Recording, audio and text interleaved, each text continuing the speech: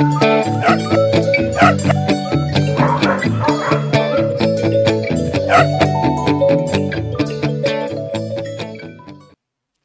você é apaixonado por animais, busca conhecimentos avançados, insights clínicos e histórias fascinantes da medicina veterinária, esse é o podcast perfeito para você.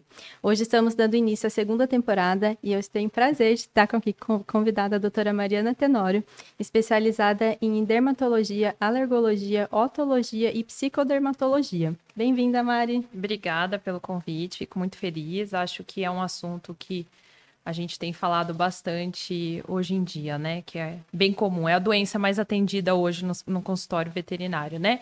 Tanto com o clínico geral quanto para nós dermatos. Vamos falar um pouquinho sobre dermatite atópica. Meu paciente é atópico, e agora? E agora, né? Que vontade de sair correndo. Bom, primeiro acho que a gente tem que definir, né, o que é a dermatite atópica. Hoje a gente usa a palavra alergia também para ficar um jeito mais fácil para os tutores entenderem o que significa isso. Mas desde o início a gente tem que ter em mente que é uma doença genética, então ela não tem cura, tem controle e é multifatorial. Hoje a gente fala quais são esses fatores, né? Esses gatilhos. Então a gente tem picada, induzindo esse fator, né, de coceira no animal, alimento, que é muito importante. Eu até uso uma frase para os tutores que eu escuto assim da minha avó: a gente é o que a gente come. Então eu uso muito isso para os animais também, que se não tiverem uma alimentação legal, realmente vai ficar bem complicado a gente ter um controle. E o ambiente, que assim, a gente também não tem uma cura ambiental. Alguns fatores como ácaro, pólen, grama, mofo, são um dos fatores principais e que faz parte da nossa rotina, né? E os principais sinais clínicos, quais são os mais Geralmente comuns? em pacientes jovens, porque já que é uma herança genética, esses pacientes tendem a apresentar os primeiros sintomas logo no início de vida, até os 3 anos de idade, né? Não que não possam apresentar depois, mas o mais comum antes. E se iniciam geralmente por lambedura de patas e otite, que é uma inflamação das orelhas. São sinais mais comuns, podendo se generalizar para o restante do corpo depois. E tem uma causa? Causa única, a gente fala que é mais genético mesmo, e aí depende de como o paciente vive. Por exemplo, vou citar até vou fazer um gancho já pra gente, que é como eu vou prevenir a dermatite atópica, né? Hoje em dia as pessoas compram, adotam um animal, por exemplo, e já sai fazendo banho semanal, vermífugo, antipulga, um monte de coisa junto, muitas vezes de forma desnecessária. Então, isso a gente sobrecarrega o sistema imunológico desse paciente, fazendo com que, além de eu já ter um gene ali dormente e predisposto, eu ainda provoco esse gene dessa maneira. Então, o gancho seria: como eu vou prevenir? Hoje, na medicina humana, se fala muito na teoria da higiene. Ou seja, né, antigamente a gente falava o quê? Ah, deixa as crianças comerem terra, brincar, rolar, cair a chupeta, não pode lavar, deixa criar anticorpos. Então, essa ideia hoje, na veterinária, também é muito importante. Então, se eu pegar uma raça já predisposta, ou até um vira-lata, que hoje é a 4ª raça mais atendida alérgica na nossa escala de alergia. E é muito comum todo mundo achar que vira-lata não tem doença, não tem nada. 4ª, né? Então, assim, as pessoas pegam, não deixam no chão, não levam para passear, né? Espera todo aquele ciclo vacinal, onde o paciente já tardiamente foi para a rua, já tardiamente teve contato com outras pessoas e outros animais. Então, hoje, quando eu atendo um filhotinho de Shih Tzu, por exemplo, que é a raça mais comum de desenvolver, eu já oriento esse tutor. Olha, você vai para a rua, vai passear, deixa ser cachorro, não dá banho, porque a gente tira muito a camada de gordura da pele desse paciente e ele precisa disso para formar esse sistema imunológico. Ótimo, muito bem definido. Tem bastante coisa, né? Bastante coisa. E você comentou um pouquinho, né, do vira-lata ser a 4ª raça. Quais são as raças mais predispostas? Olha, hoje a gente fez um resumão no último congresso, né, que a gente teve lá em Curitiba. Primeira raça, Shih Tzu. Segunda, Bulldog francês. Terceira, o Golden. E 4ª, o vira-lata. Logicamente, o resto a gente atende também labrador, né? Dos grandes, o labrador. Os bulls, em geral, eles têm muito, e desde jovens eles já apresentam muita dermatite atópica. Maltese, Yorkshire, Pug, Bulldog inglês, né? Assim, na verdade, hoje em dia qualquer raça vai ter mesmo, né? Assim, a chance é grande pelo jeito que vivemos hoje. Mas essas são as mais comuns. Então, é o Shih Tzu, o Bulldog francês, o Golden e os vira-latas. Você acha que de um tempo para cá tem tido mais incidência? Tem acontecido mais? Eu acho que sim, pelo seguinte, até que eu já fiz um vídeo sobre isso, pelo jeito que as pessoas fazem mesmo. Pelo excesso de humanização. Excesso de humanização desses cães é muito. E outra, canis, né, que às vezes a gente não tem o controle, cruzamento entre os parentes, né, o parentesco. Então, já que é uma herança genética, quanto mais a gente faz esse grau de parentesco próximo, maior a chance desse paciente de desenvolver realmente uma dermatite atópica, uma alergia. E cedo, né? Porque desmamam muito cedo também. Hoje os canis eu já peguei com 25 dias. Então, assim, obviamente, muito cedo, desmame, né? E já vem para dentro de casa, alta exposição de ácaro, com uma pele já com um defeito, né? Vamos dizer, na sua proteção. E banho.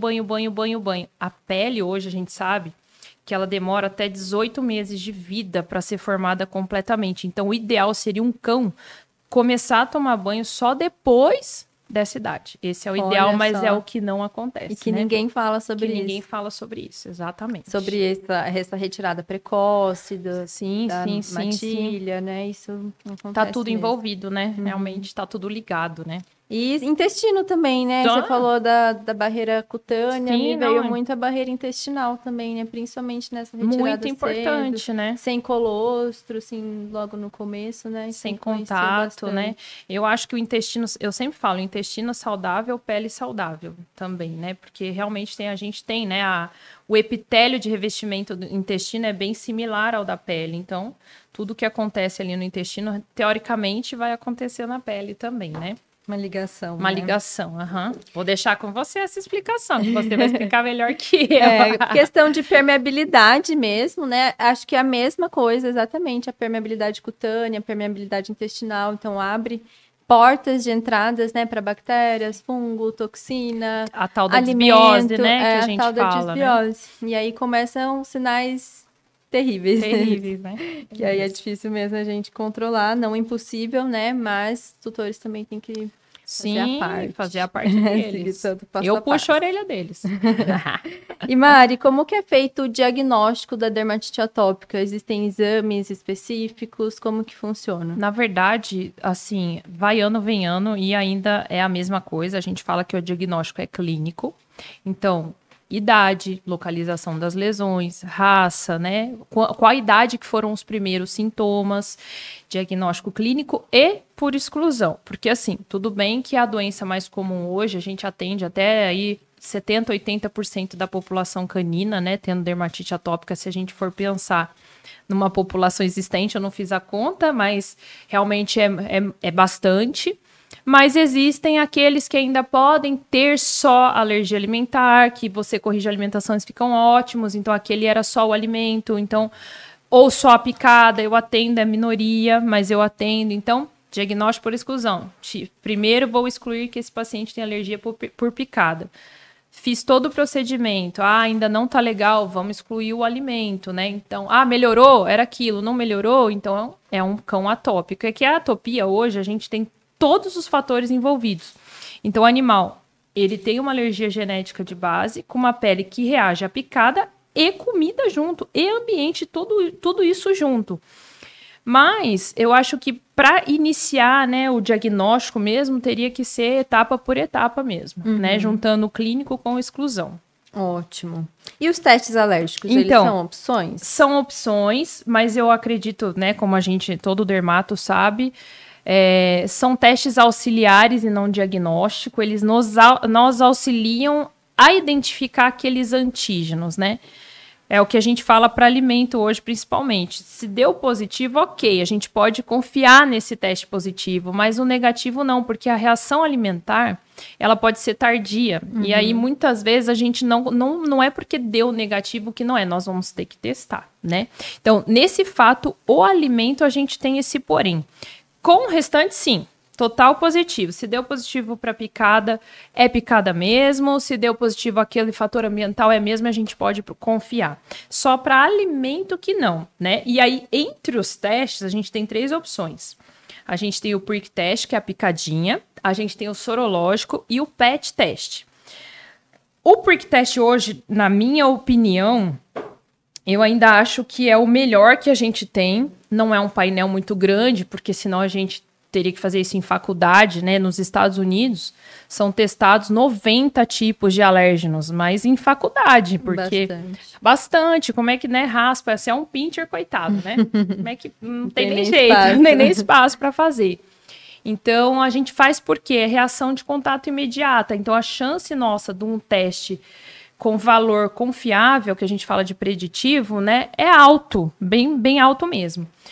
O sorológico eu gosto também, geralmente eu começo pelo prick test, se houver necessidade eu faço o sorológico, porque o painel alimentar do sorológico, ele complementa o prick test pra gente. O porém do sorológico é que ele é baseado, vamos dizer, na resposta imunológica, né, na produção de IgE. Para a gente produzir uma resposta imunológica, e os animais, né, basta o contato 2 vezes na vida, ele já forma uma memória. Ou seja, muitas vezes aquele positivo do teste foi só porque ele teve contato com aquele antígeno, e isso serve para o ambiental também. Não significa que ele seja verdadeiramente positivo. E aí a gente cai na mesma do prick test. Deu um valor aqui bem alto para frango. Será que é? Será que não é? Vamos ter que testar. A gente vai ter que ver, vai ter que usar, fazer o paciente comer para ver se realmente é positivo aquilo, né? E o PET test... ao meu ver, o porém do PET test é o animal aceitar aquilo, porque a gente tem que pegar o pedaço do alimento, colocar numa gaze com vaselina, deixar em contato com a pele, enfaixar esse paciente para ele não tirar ali do lugar. Então, na rotina, eu acho que é um teste, não é impossível, mas eu acredito ser um teste um pouco mais complicado de estar fazendo, né? E vou aprofundar um pouquinho mais aqui pelo seguinte, muita gente às vezes me procura realmente na esperança do teste alérgico identificar tudo, mas uma parcela da população alérgica, 20% mais ou menos, tem o que a gente chama de dermatite atópica like. Então, é uma alergia similar à dermatite atópica, mas não produtora de IgE. Então, eles não reagem a teste nenhum, nada, eles não reagem. E muitas vezes também podem não responder a nenhuma medicação. Não, vontade de chorar, né? Mas existe. Complicado. Então, olha como o teste, os testes alérgicos não é uma situação fácil de chegar lá e fazer, beleza, é isso. Não. Então, a gente tem que sentar, tem que fazer interpretação. Quando eu te mando os testes, né, eu falo, olha, começa por esse, mas vamos ver se é isso mesmo. De repente, vai ter que mexer, vai ter que mudar. Então, assim, conclusão, né? Para mim, o positivo ambiental e por picada traz grande informação. O alimento ainda ajuda muito, sim, o teste, mas ainda alguns pontinhos de interrogação a gente pode ter, né? Dá um norte, né? Mas dá um mesmo norte, assim precisa de um complemento e continuar. É o que eu falo pro tutor, triagem. ele ter feito um não exclui a possibilidade de muitas vezes ele ter que fazer os outros, né? Um ajuda o outro ali. Legal. Uma coisa também que eu pensei, né, durante essa resposta, é importante a gente diferenciar a alergia da hipersensibilidade alimentar também, né? As alergias, assim, são bem raras, né? A gente vê aquele caso que o cachorro come alguma coisa e imediatamente, né, já tem uma reação bem comum, hipersensibilidade, né, ao longo do tempo, de semanas, né, contato com o alimento, ele vai desenvolvendo, né, os sinais. E às vezes o tutor também não imagina. Não imagina, né, que seja. Uma seja. vez eu atendi um shih tzu que roubou carne de porco no lixo. E aí chegou com angedema, com a carinha toda inchada, parecendo uma picada de abelha, mas não era, porque a dona falou, não realmente ela mexeu no lixo, sim, e veio com a carinha, tadinha, toda inchada, na hora, né? Uma reação de hipersensibilidade ali, na hora. Reação imediata. Imediata. E as opções de tratamentos disponíveis para dermatite atópica hoje? Vamos pegar o caderno aí, gente, que tem bastante. Tem coisa pra caramba. Muitas opções. Na verdade, eu separo também a alergia em duas partes. Fase 1 e 2, né, que eu falo pro tutor. Fase 1, geralmente o animal ele tá com a pele muito inflamada, se coçando muito, com desbiose. Né, desbiose é o desequilíbrio, né, por fungo e bactéria, né, porque pode acontecer um ou outro, até os dois. Então, nessa primeira fase, a gente tem que direcionar o tratamento para isso. Tirar a inflamação é a base do tratamento, né, porque a alergia é igual à inflamação. Se eu não controlo a inflamação, não controlo a alergia. Então, eu tenho que passar, hoje a gente tem algumas opções de resposta rápida. Corticoide e Apoquel, né? São duas opções de anti-inflamatório que a gente tem de início imediato. E aí a gente precisa avaliar com os exames, né? Será que ele tá com infecção bacteriana, infecção fúngica? Hoje em dia, mesmo que a gente ache infecções bacterianas, a gente controla com tratamento tópico, banho, spray, loção, shampoo, etc, né? A gente tem bastante. Infecção fúngica depende do local, da quantidade também, do grau, né? Se tem muita quantidade para a gente determinar se usa antifúngico via oral ou se só também no shampoo ali daria conta, no spray. Então, não tem lá isso, uma receita de bolo, porque cada paciente vem com um padrão, com uma localização de lesão, né? Mas o controle, né, fase 1, tirei esse paciente desse grau inflamatório, dessa coceira, né, dessa qualidade de vida lá embaixo, porque animal que se coça vive menos até. E fase 2 já está estável, a gente já controlou tudo isso, já está bonitinho, pele não está inflamada, não está mal cheirosa, não está descamando. Legal, aí nessa fase existe ciclosporina, que é um dos que a gente usa, né? Hoje é uma medicação que já tem muitos anos na medicina humana, também é uma medicação muito boa. A gente tem o Cytopoint, que é uma opção terapêutica também, e o próprio Apoquel, fora todas as medicações tópicas que a gente tem aí para fazer. Então, cada caso é um caso, porque a gente, às vezes, pega paciente que não responde a uma medicação ou outra e temos que usar muitas vezes em associações. Então, eu tenho paciente que toma ciclosporina com Apoquel, com Cytopoint, tudo junto para poder ficar controlado.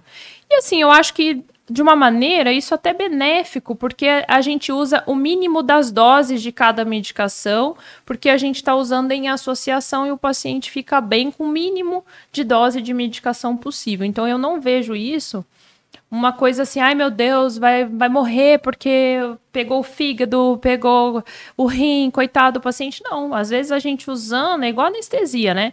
Tem um monte de associação de drogas para manter aquele paciente bem, usando minimamente, mínimas doses para aquilo. Então, realmente, não tem. Hoje a gente tem uma diversidade terapêutica até de manipulação muito grande. A indústria nossa veterinária é maravilhosa, muitos shampoos aí disponíveis, sprays, loção, mousse. Então, a gente tem uma opção gigante. E assim, a gente vai de A a Z, porque eu já peguei animal alérgico só lambendo uma pata, coçando uma orelha, e aquele que tá o corpo inteiro, que Senhor Jesus amado. Sem pelo. Sem nada. Não. Eu já peguei paciente com febre por conta de pele, então cada um ali mesmo. E aí cada um vai responder uma medicação naquela fase que aquela pele se encontra, né? Isso que é importante avaliar cada caso mesmo, né? Porque pode ser para uma coisa, para outra. Totalmente outra, né? Tipos de tratamento. E a gente avaliar também a importância da qualidade de vida, né, para o paciente. Porque muito se fala sobre efeito colateral de medicação, e é sim, né? Importante a gente falar sobre isso. Sim. Mas às vezes o animal não tem qualidade de vida, né? Exato. E o que vai controlar, de fato, é a medicação.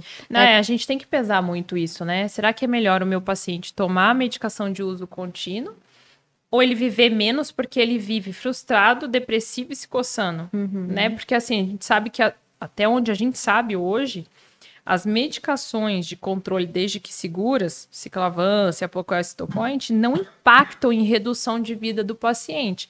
Agora, a gente sabe que coceira impacta em redução de vida do paciente. Então, se a gente colocar ali numa balança, poxa, eu vou deixar meu cachorro porque eu não quero dar remédio e viver menos e viver se coçando? Ou ele viver mais e tomar medicação e fazer os controles com os exames, conforme a gente pede, né? Pro resto da vida, tem que fazer, né? não tem para onde correr. E cuidar do resto da alimentação, Muito que é super importante. importante, né? Desinflamar esse paciente, a gente cuidar do intestino, suplementação também, que é Nossa. super importante para a pele. Nutracêutico, né? A gente muito importante. complementar com vitamina, às vezes falta vitamina A, vitamina D, biotina, selênio, zinco, é é muito importante, magnésio, é muito importante. Então tem essa parte também que é super importante a gente fazer reposições. E quais são os desafios no tratamento da dermatite atópica, agora que a gente comentou um pouquinho sobre as possibilidades? Eu acredito que, assim, não vou generalizar também, mas talvez que eu percebo mais na minha rotina frequência de medicação para manter esse paciente, que hoje, muitas vezes o tutor, ele não consegue, na sua rotina, fazer 2 vezes ao dia, por exemplo. Então, acho que esse é o nosso desafio para com o tutor. Convencer ele de que é necessário fazer os exames de rotina, precisa fazer os banhos 1 vez, 2 vezes por semana. Tem gente que realmente não consegue, assim, a gente entende. Então, o nosso maior desafio, eu acredito que seja para direto com o tutor, mas aí é sentar com aquele tutor e falar qual é a sua dificuldade. Ah, eu só consigo fazer 1 vez ao dia. Peraí, então vamos lá. Ah, eu não consigo 2 banhos por semana. A senhora consegue 1 no pet, 1 em casa, para não ficar caro? Ah, consigo. Então nós vamos fazer assim e assim. Sentar com o tutor, porque de resposta medicamentosa, a gente tem grandes resultados. Então, eu acredito que o desafio é o veterinário ali direto para com o tutor. Eu não tenho dificuldade com isso, desde que eu peço sinceridade deles. Eu falo, olha, manhã e noite, dá para fazer? Não, dá, eu consigo. Então, legal, então vamos seguir. Ah, eu não consigo. Então, peraí, então vamos mudar. E o financeiro também, né? Isso é um desafio para a gente, porque a gente sabe que fica caro. A gente é ciente disso, mas infelizmente, assim, muitas vezes não tem para onde a gente correr. Então, lógico, a gente está ali para ajudar esse tutor, sempre.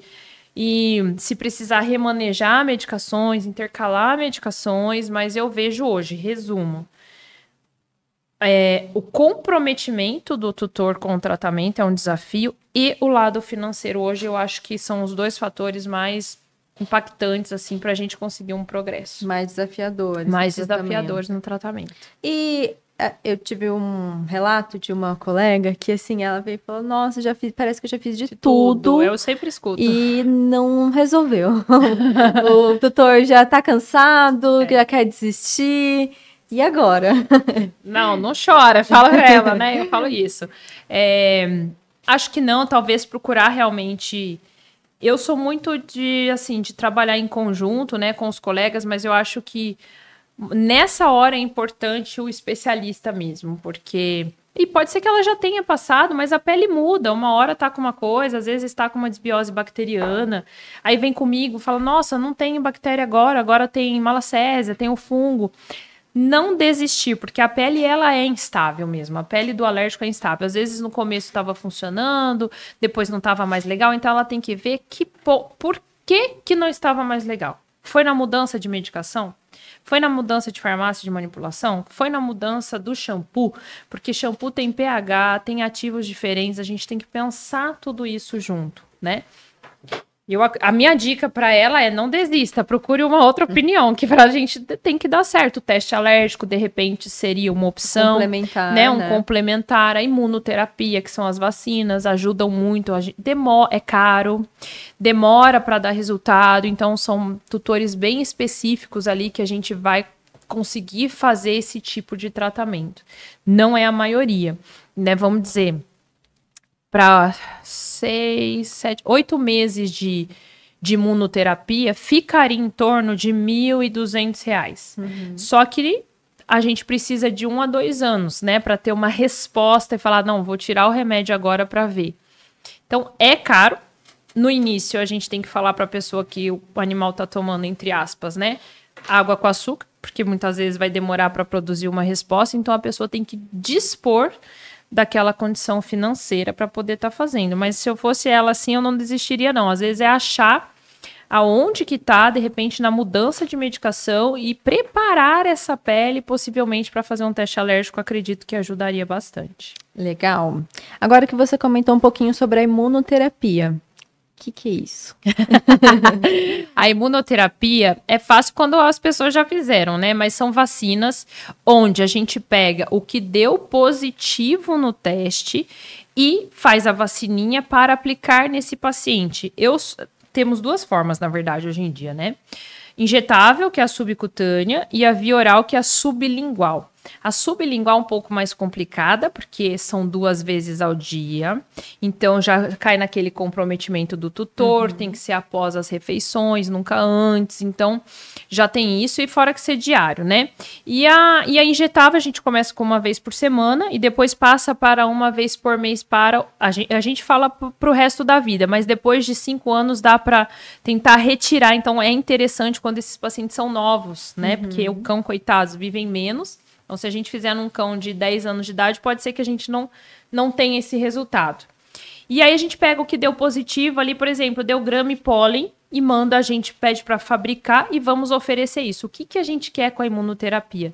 Dessensibilizar esse paciente. Então, eu vou dar para ele o que deu positivo, o que ele é alérgico, a ponto do sistema imunológico entender.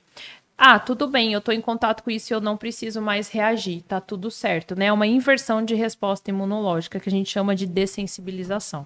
Legal, ótimo. E qual que é a diferença da imuno para o Cytopoint? Bastante. Tem diferença? Tem diferença, porque na verdade a imunoterapia, eu vou falar para aquele anticorpo que ele pode parar de reagir àquilo porque não é mais estranho para ele. O Cytopoint, ele é um anticorpo, já é um anticorpo formado a ponto de neutralizar, a gente fala de citocinas, né? Neutralizar as citocinas inflamatórias. O que são as citocinas? Elas que mandam o paciente coçar. Então, a gente vai, como se eu fosse bloquear quando eu der. Então, tem realmente uma diferencinha boa. Eu induzo o anticorpo a falar, olha, você tem que parar de reagir à grama, por exemplo. E o outro eu dou para controle da pele, como se eu estivesse bloqueando quem sinaliza a coceira, quem manda se coçar ali. Então, tem uma diferencinha mesmo. E frequência, né? O Cytopoint a gente usa a cada 30 a 60 dias, por exemplo, enquanto a imuno começa, né, desse jeito semanal, depois mensal e aí direto. Até a gente pede... Hoje em dia a gente pede 5 anos. Quando eu fiz a pós, a gente pedia 2 anos para ter resposta. Então, já mudou um pouquinho, né? Mudou. Há 7 anos atrás, a gente já teve uma diferença. Agora, a gente vê que é um pouco mais. Também não sei se são mais pessoas aderindo e tendo mais estudo, né? Tendo mais estudo, mais dados. Ou se já era assim antes, a gente tinha algum erro e falava, não, já eram 2 anos. Depois de 2 anos, já dá para tentar tirar as medicações. Hoje, a gente fala 2 a 5, com mais confiabilidade em 5 anos para poder tirar. E aí a ideia é associar imunoterapia no início com medicação. Tem que fazer. Refazendo isso. E aí a gente vai fazendo a dessensibilização. Eu costumo com ali o primeiro ciclo, que são 8 meses, eu já costumo tentar tirar algumas coisas. Então, primeira coisa que eu tento tirar é medicação via oral, por exemplo, se estiver tomando, eu já começo, falo, não, já vamos tirar isso. Se continuar bem, reduz o banho. Então, se estava semanal, eu já falo, olha, vamos começar a retirar isso. Tira Cytopoint se tiver, porque eu tenho um paciente que é assim, de maravilhosa. Hoje não usa mais nada, absolutamente nada. Eu tirei tudo dela, não usa mais nada. Ela respondeu super bem imunoterapia. Então, hoje ela toma banho de 1 vez por mês, a cada 40 dias, só para manter uma higienização dela, porque fica dentro de casa. Fiz o teste com alimento também, a gente tirou os positivos. Ela pode comer carninha de boi, come, que é uma belezinha, junto com a ração. Tá zerada. Ela não usa mais nada, absolutamente nada. Maravilha. Zerada. E quais são as expectativas de resultado, assim?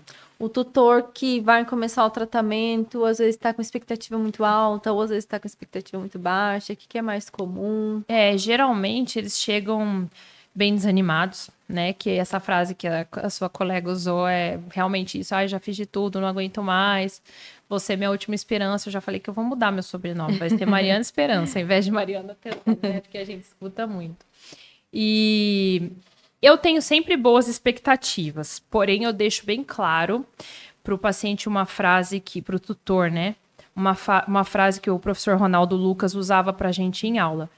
Considere uma melhora de 70%, 80% como se fosse 100%, porque por mais que a gente faça A associação de drogas, correção, por exemplo, da alimentação, muitas vezes a gente não vai conseguir 100%. Então, eu já falo isso no início, que é para não gerar tanto assim, né, descontentamento, frustração do tutor. Se o paciente melhorar 100%, ótimo, exceção à regra. Se ele melhorar 70%, 80%, já peço para considerar uma grande melhora, porque hoje o que eu vejo os atópicos, quando eles melhoram, ainda não deixam, por exemplo, que é o último sintoma de lamber as patas. Só que alergia, é o que eu falo, induz uma mania, porque antigamente coçava ali. E aí eu repito o exame, por exemplo, e não tem mais nada que justifique, né? Uma coceira, uma desbiose ali. Então, é uma das coisas que todos falam. Ai, melhorou muito, tá maravilhoso. Ah, mas ainda tá lambendo um pouco a pata. Todos, sem exceção. Ah, mas ainda tá lambendo um pouco a pata. Então, assim, esse pra mim, que tá lambendo um pouco a pata, tá 10, ele tá dormindo, ele tá brincando, tá passeando, não tem vômito, não tem diarreia, comendo bem, não tá tomando picada, tá com banho uma vez por semana, considera 10, né? Ótimo. Pra não causar frustração, porque senão, se a gente prometer o milagre, não existe. Então, a gente já tem que ter essa ideia em mente, né?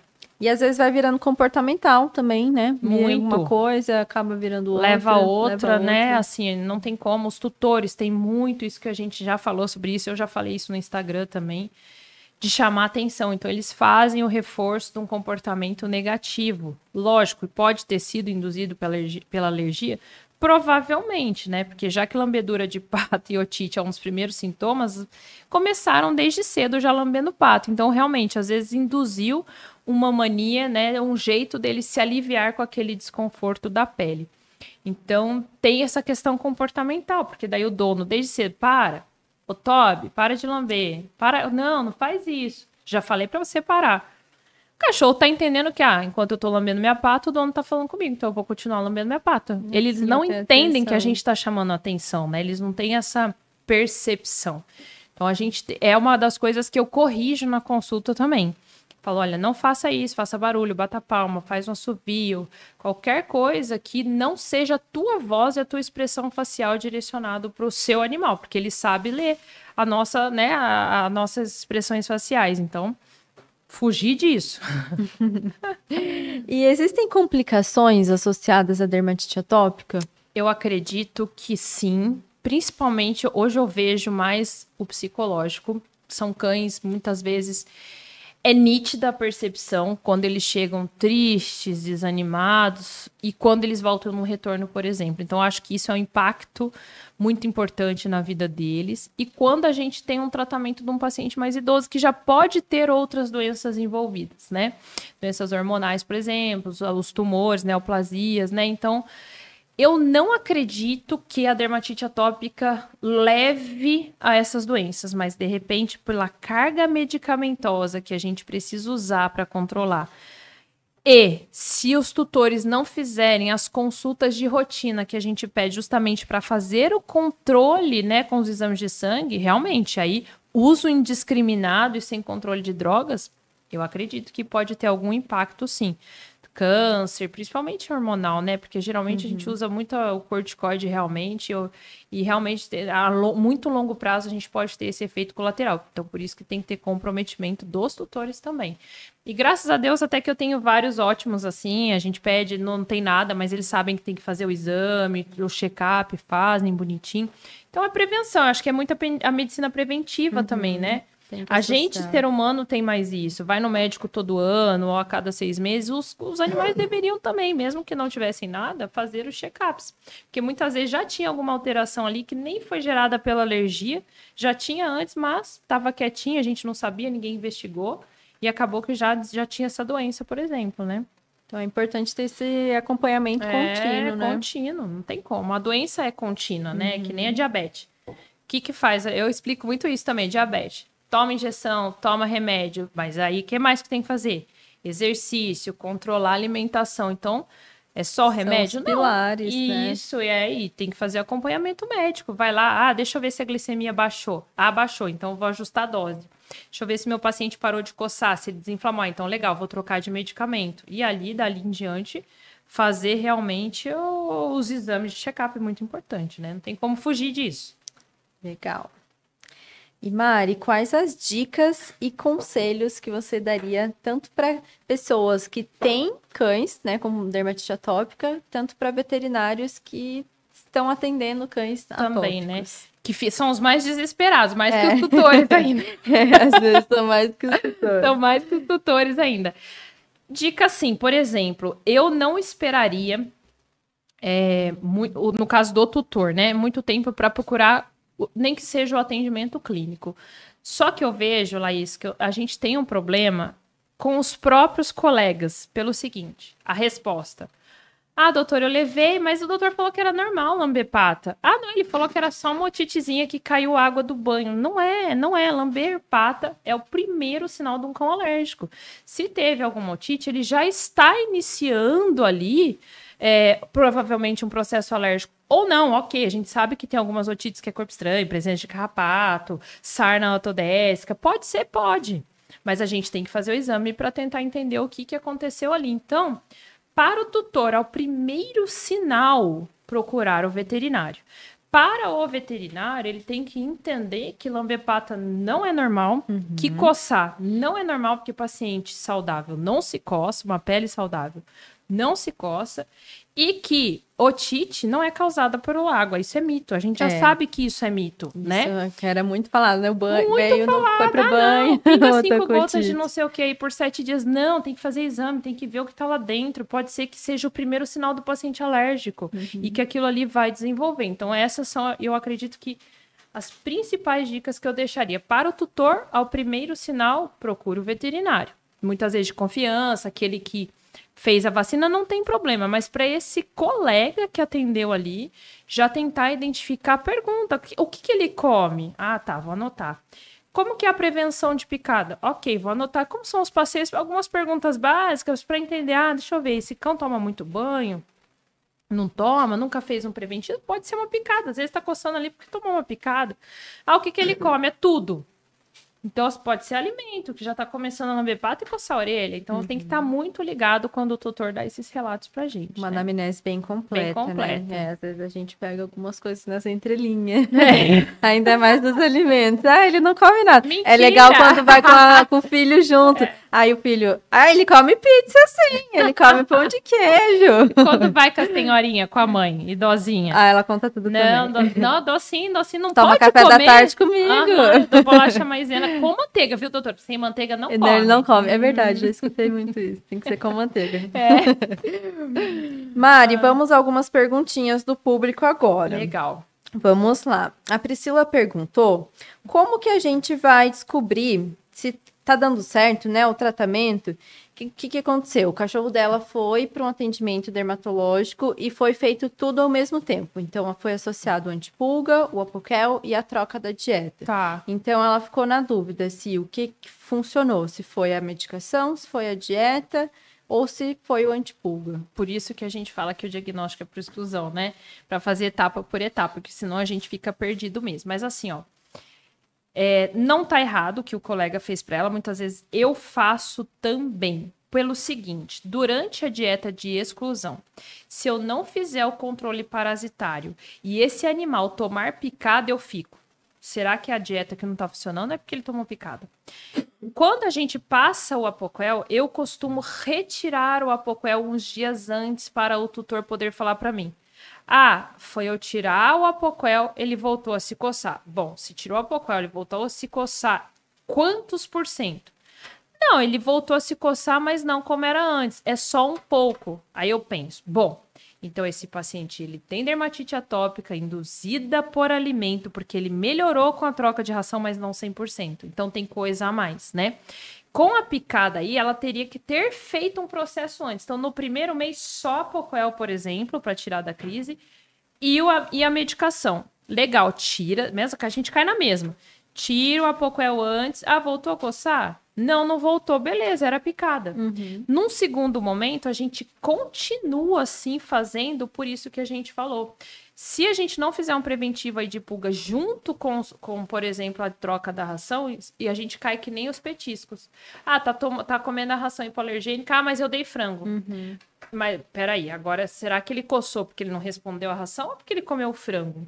Então, assim, muitas vezes é que nós, dermatos, já estamos habituados a lidar com isso. Às vezes eu não sei se o clínico tem esse jogo de cintura, né? Às vezes a gente consegue captar pela própria reação do corpo, por exemplo, do animal, se quem funcionou. Porque se eu tirar o apocoel e voltou a coçar, quem funcionou foi o apocoel. Né? Ah, não, voltou como era antes. Ou seja, já sei que a ração não fez efeito. Agora, o antipulgas, o ideal realmente é fazer o antipulgas em separado, na primeira fase. Na segunda fase ali, fazer os dois juntos, ok, porque daí eu já tive a resposta do antipulgas, né? E o apocoel a gente usa sempre mesmo, mas a gente tira antes para ver. Então, ele teria que ter feito, por exemplo, antipulgas mais apocoel, tirando o apocoel 3, 4 dias antes do retorno, e ela falaria: ah, não, legal, ele tá bem. Pronto, era picada, vida que segue, tirou o apocoel, mas mantém o preventivo. Não funcionou muito bem, tirei o apocoel, voltou a coçar um pouco. Esquece, não era picada, pode ser o alimento. Alimento, mais antipulgas, porque não pode tomar picada durante a dieta de exclusão, mais apocoel. Tiro o apocoel ali, 2, 3 dias antes do retorno. Ah, tirei o apocoel, voltou a coçar, mas mais ou menos. Opa, teste alérgico seria uma boa. Por quê? Até pra gente poder indicar. Eu chegaria pra ela, por exemplo, se ela me falasse isso, ó, tirei o apocoel, voltou a coçar ali um pouco, eu ia falar, então tem ambiente e tem alimento. Essa pessoa tem que fazer o teste completo. Ah, voltou a coçar 100%. Mas a gente faz algumas coisas assim mesmo. Vamos lá, mais uma perguntinha. A dermatite atópica é para a vida toda, então o cão vai ter que tomar medicamentos que podem ter efeitos colaterais, causar outras enfermidades a vida toda? Sim, infelizmente. Por isso que a gente fala para fazer os acompanhamentos com check-up de rotina, né? E não tem para onde correr, né? O único que a gente sabe até hoje que realmente não tem efeito colateral ali relatado é o Cytopoint. Porém, ele não faz milagre. Eu tenho muito paciente que não responde. Toma e a pessoa fala, nossa, verdade. Voltou a coçar tudo de novo. Eu vou ter que voltar para o apocoel, por exemplo. Ok, porque o apocoel também é uma medicação muito segura, mas é considerada droga. O Cytopoint, a gente fala que é um imunoterápico, porque, por exemplo, numa vacina, né? Que a vacina a gente pega o que faz mal, que causa doença e põe ali dentro. Então, infelizmente, não são todos que respondem a Cytopoint, que seria o nosso sonho, porque daí a gente não teria isso, né? De uso de medicação causar efeito colateral. Infelizmente, minhas notícias não são boas. Tem que escolher as batalhas. Não tem jeito. Ótimo. Mais uma perguntinha. Frequência de banho para cães, no geral, e para galguinhos de pelinho curto. Oh, que bonitinhos. Assim, no geral, se o animal ele não é alérgico, não tem por que tomar banho.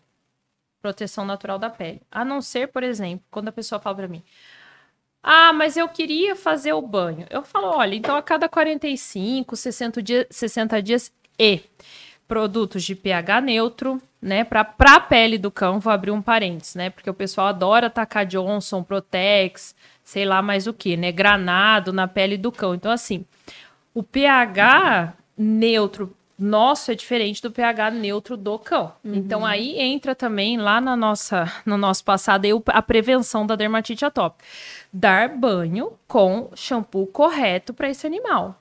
E se faz a necessidade. Por exemplo, eu atendo gente que, eu dou banho a cada 60 dias, tá ótimo. Se o paciente não é alérgico, tá ótimo. Agora, eu atendo pacientes que eu preciso de banho todo dia por uma semana. Tenho que fazer, tá gordurosa, aquela pele tá horrível, cheirando, descamando, inflamada, que eu preciso até gelar aquela pele porque o paciente tá com febre todo dia. Aí depois vou espaçando a cada 3 dias ou 2 vezes por semana, então cada caso um caso. Os galguinhos, eu falaria a cada 3 meses. Não tem necessidade, são cães limpinhos, né? Demais. Só se ela quiser mesmo, mas é um cão que nunca, se não fizer necessidade por conta que eu acho que banho é mais uma necessidade humana do que do animal, sem banho, never. A não ser que ele role na grama aí no cocô de alguém, né? Que cachorro adora rolar no cocô de cavalo, de vaca, eles adoram fazer isso, né? A não ser que isso aconteça e realmente precise. Caso contrário, sem necessidade nenhuma. Precisar. Ótimo. Vou abrir um parênteses, tá?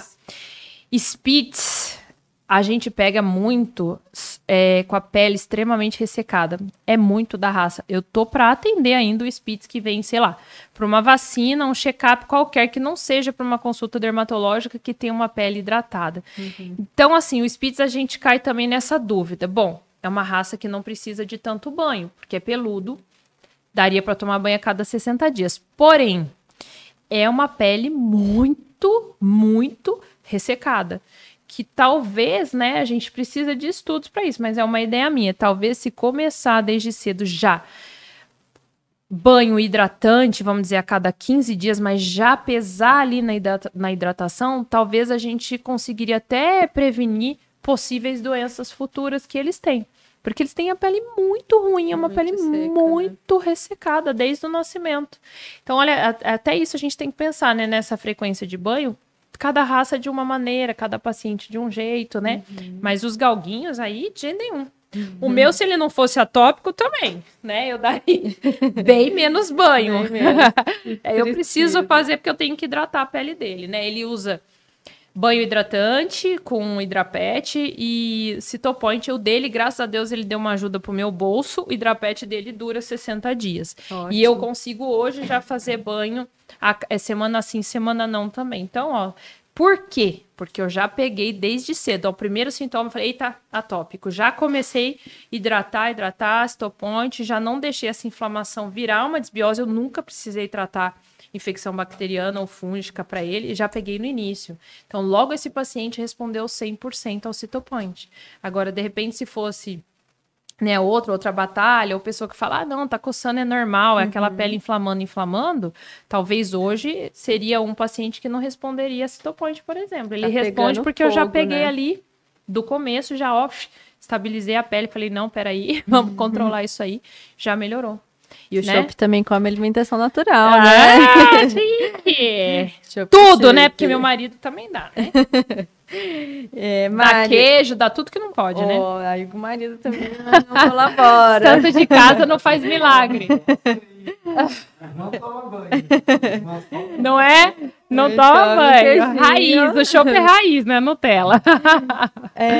Essa pergunta veio de uma Vete. Existem benefícios dos probióticos na dermatite atópica? Até hoje a gente estuda isso, trabalhos em prós e contras, inclusive a gente tem probióticos tópicos também. Temos papers, tá? Na minha rotina, é que a gente associa muita coisa, aí cai naquilo, o que será que fez mais efeito? Mas eu costumo usar, tá? Se for, ao meu ver, se for uma dermatite atópica mais suave, né, que a gente fala que tem a dermatite atópica do bem e do mal. Se for a do bem, é muito benéfico e o paciente vai responder. Até porque hoje em dia os probióticos, eles vêm também com hidratante junto ali na fórmula. Então acaba que, sim, benéfico. Agora, pacientes que muito generalizado, do mal, que, você pode fazer corticoide, mas a pouco é uma Ciclosporina, mas Citopoint, ele vai continuar coçando? Eu acho que não perderia, entre aspas, né, tempo com isso, mas eu acredito que o interno sim, né, porque a gente usa uma carga medicamentosa muito grande, então o intestino aí saudável, usar um probiótico ali, eu acho que seria legal e benéfico sim. Legal. Tá? Pela minha experiência, sim, porque eu acabo usando também, mas caiu naquela, quem será que ajudou também, porque a gente usa um tanto de coisa, né? Mas, sim, eu acredito que sim. Se ela estiver perguntando do tópico, que esse é o X do momento, no suave, com certeza é benéfico. Mas legal. Não só ele, controlar a inflamação, né? É importante, até interna, inflamação interna, né? Uma modulação intestinal. Ótimo. Ajuda muito, né? Ômega 3 eu sou muito fã, sim, ajuda muito, eu gosto. Associar, né? Ajuda muito mesmo. Gosto.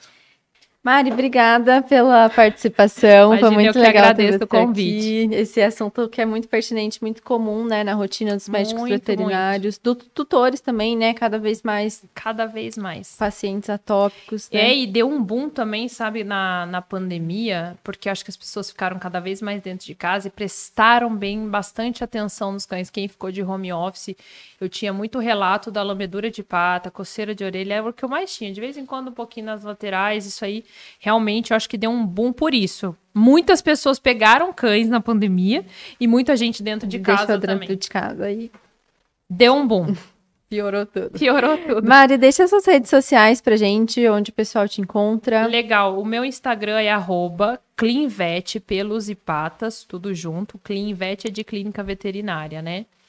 E pelo WhatsApp também da clínica é 12 97600 5776. E geralmente a gente faz os agendamentos pelo WhatsApp mesmo, porque o Instagram eu deixo mais para postagens, né? Porque tem gente que às vezes quer agendar pelo Instagram, não consigo. Não consigo. Legal, obrigada. Imagina. Vocês vão encontrar todos os episódios nas principais plataformas de streaming, Spotify, Deezer, Google Podcasts e no meu Instagram também, @doutora Laísa. É isso, obrigada. Até o próximo episódio. Obrigada.